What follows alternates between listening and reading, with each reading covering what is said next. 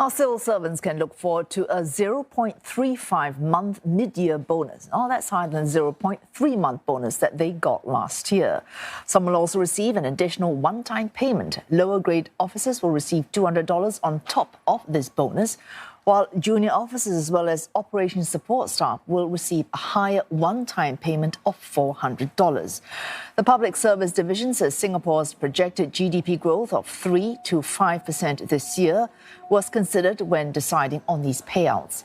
Although the local COVID-19 situation has stabilized and border restrictions have been lifted since March, economic uncertainties still remain. It says it will monitor the situation closely and consider the National Wages Council's guidelines to be released later this year, when it decides the year-end bonus payout.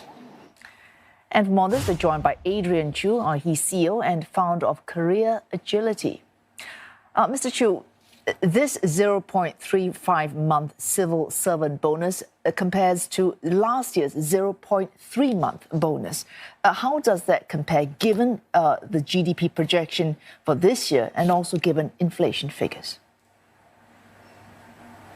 Looking at the very marginal increase in the bonuses, I would say it's more a conservative token increase because really looking at the huge increase in the GDP as compared to last year, it's a very, very small difference. So, and I also agree with you in terms of inflation being at a 7-year high. I would say that it's a token increase that's not unreasonable. And I think the government is just being conservative. But as for the private sector, the bonuses are going to be dictated very much differently by company performances at the year end. So the jury is still out, but we anticipate better bonuses for the private sector coming up. I'll pick you up on this, Mr. Chew. Private sector, you're saying based on, I suppose, the performance of the company, not just on GDP projected growth.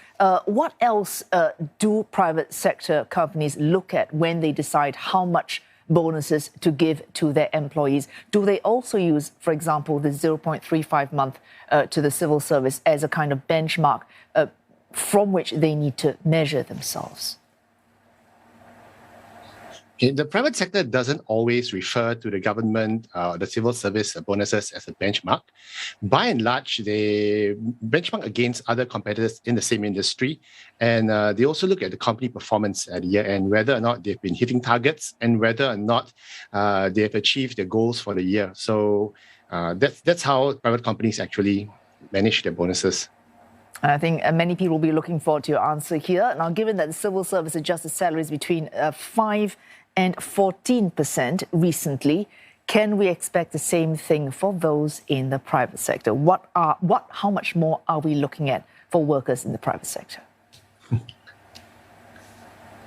Well, the good news is the workers should be expecting a salary increase this year.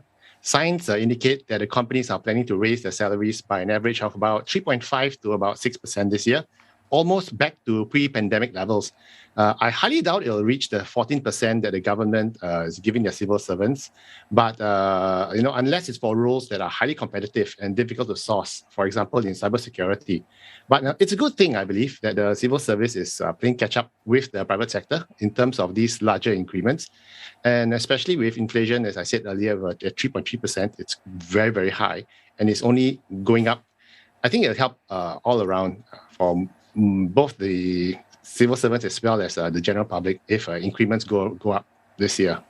And Mr. Chew, of course, during and just as the pandemic was being managed in many countries, we're hearing all about the great resignation. So large numbers of people resigning or retiring before they would ordinarily have done so before the pandemic.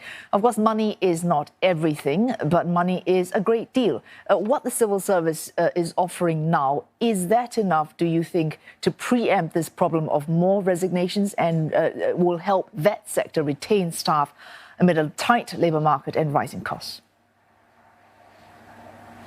Well, I think the civil service sector is not the only one that's facing the great resignation. It's endemic because the private sector as well, we have turnover as high as 15% in some industries, especially in technology and consumer goods. So every company is fighting to keep talent. Every company is fighting to attract talent. In fact, right now, companies are giving out sign-on bonuses and even rewarding their own individuals, their own staff with referral bonuses if they can bring good people on board the team. So, in terms of whether or not you can retain employees in terms of giving up bonuses, the jury's still out because people will still move to where the opportunities are. And thanks so much for all that, Adrian Chiu from Career Agility International.